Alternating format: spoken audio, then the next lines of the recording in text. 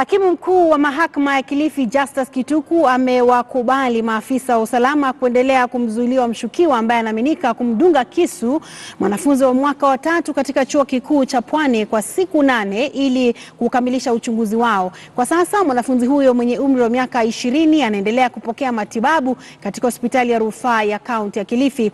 Anauguza majeraha mabaya baada ya kushambuliwa kwa kisu na jamaa ambaye anadaiwa alikuwa ni mpenzi wake. Mwathiriwa Naomi Kemoi ameelezea yaliyojiri hapo jana.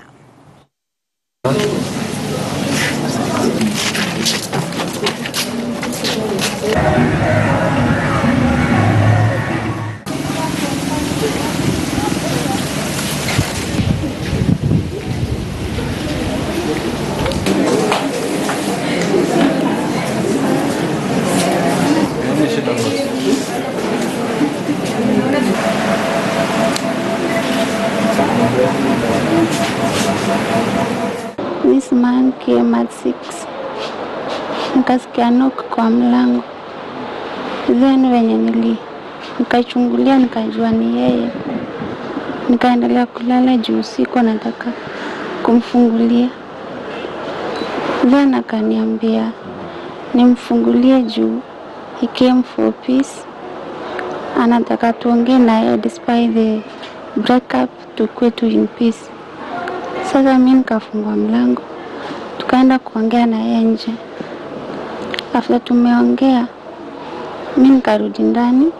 Atakumkuwa anataka kuchange kwenda church. Then sikujua hajaenda juu. Venye tulimalizana kuongea, I thought anatoka anaenda. Then venye nimechange, ataka kufunga nyumba niende. Na akaingia na kulock nyumba na akakeep kifungu. Akajaribu ku text majirani wangu nye anakuanga na extra key kujaribu kufungua, but akamuumiza akamgongea mkono yake kwa mlango. Then he called my dad. Halafu venye amaliza kuongea na babangu, nikashtukia tu anatoa kisu na kunidunga.